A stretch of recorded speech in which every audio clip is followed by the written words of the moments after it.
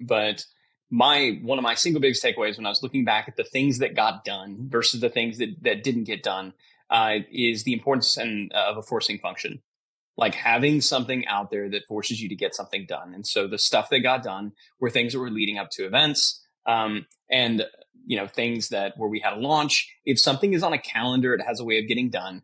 If it wasn't on my calendar, the number of things that went on my to-do list at the start of last year that are still on my freaking to-do list, I can pinpoint all of those down to there was no forcing function.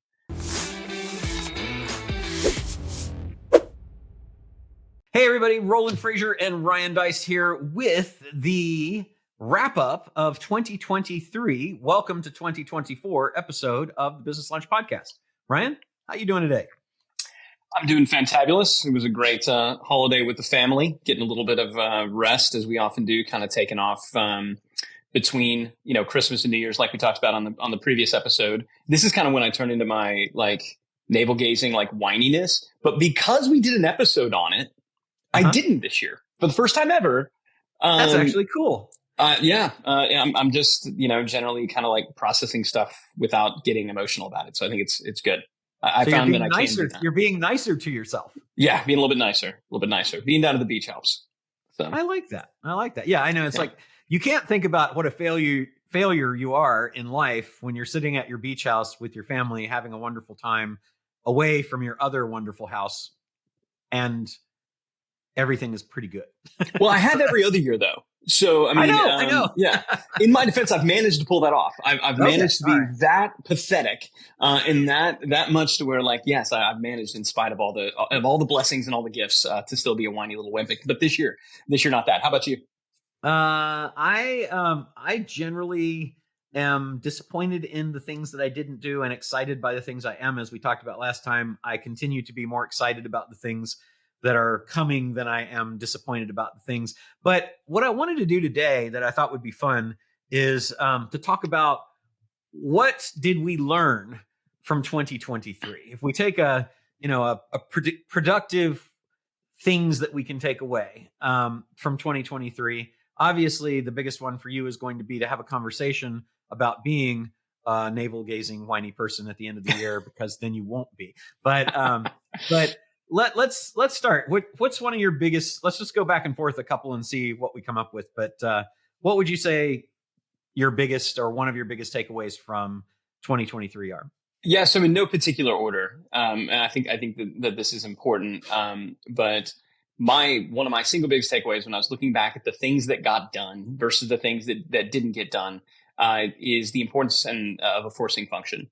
Like having something out there that forces you to get something done. And so the stuff that got done were things that were leading up to events, and things that where we had a launch. If something is on a calendar, it has a way of getting done. If it wasn't on my calendar, the number of things that went on my to-do list at the start of last year that are still on my freaking to-do list, I can pinpoint all of those down to there was no forcing function. And so that was kind of one big thing for me. And so what I'll take into next year is making sure that anything that is a big enough kind of to do that's a project, I need to build an event around it.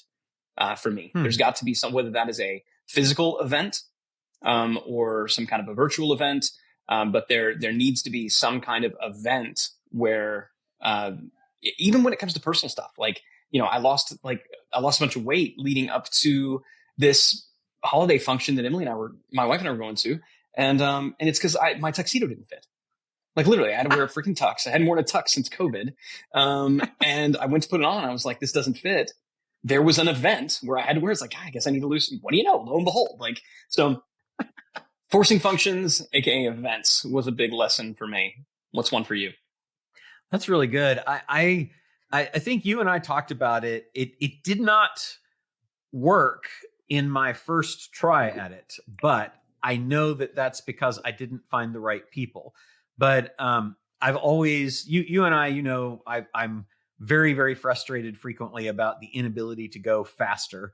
And we have lots of ideas, lots of products. We've in gratefulness and just kind of looking this year at numbers, two of the companies that we just recently started are 7 and 8 figure companies. That's kind of cool. So I'm grateful for that.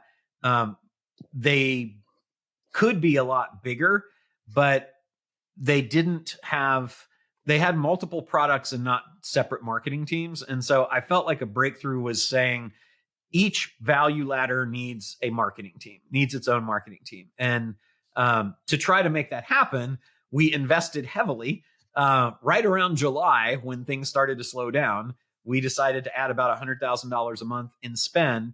And I guess I'll even expand on it a little bit more, because it was like, okay, so we had in that company, in Epic, we have the thing for buying businesses. We have a thing for selling your businesses called Exit Ready. It's got its whole value ladder and everything.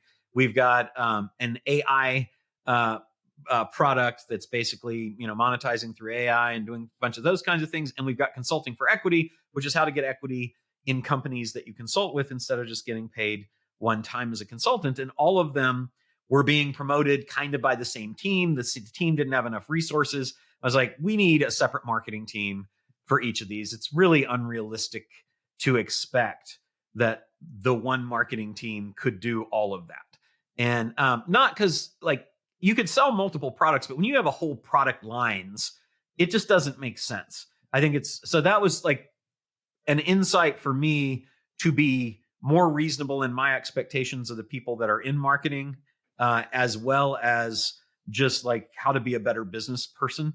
So investing the 100K a month was around getting everybody who was the best at each thing beyond marketing, even, which I'll talk about as a separate breakthrough. But in marketing, so we hired really, really advanced, skilled, proven marketing team, and it just didn't take. It didn't take, probably because we didn't have the right focus on it, and we didn't have a sales team to support. But I really think they were just too busy, probably more than anything. I mean, I want to own part of it, but I think some of it was that they just took on more than they could handle.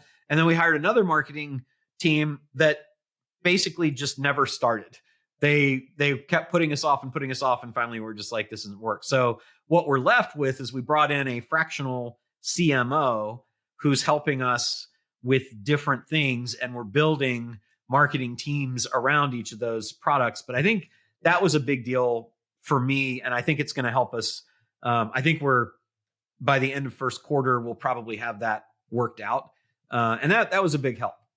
Yeah, and I think along those lines, a similar kind of tangential lesson to that is when it comes to core critical business functions, whether it's marketing, whether it's sales, whether it's a critical aspect of your fulfillment side, you can leverage outsourced teams, you can leverage contractors, and you should, but you shouldn't wholesale rely upon them to deliver upon a critical business function like that. At some point, like you need to have a plan to bring that in-house, for that same reason that we found.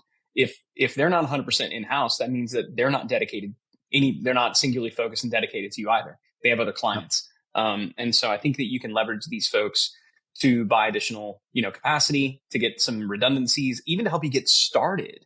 But at some point, you got to have a plan to bring it in-house. That was another big lesson. I think we tried to shortcut certain things through the quote unquote hiring of freelancers and outsourcers, without having a clear plan of how is this ultimately going to be brought into play.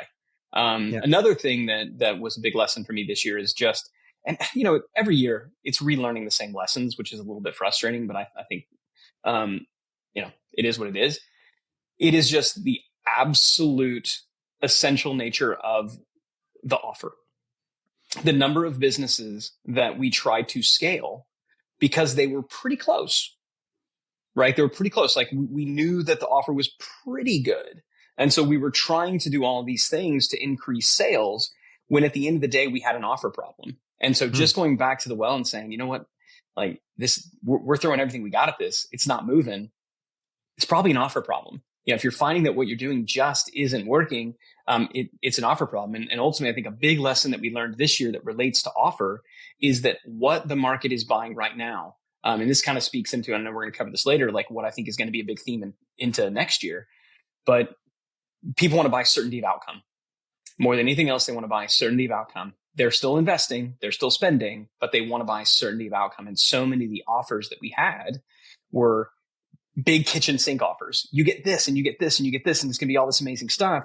but we relied too much upon the prospect, upon the customer, the client, to connect the dots between the investment and the outcome that they were going to get.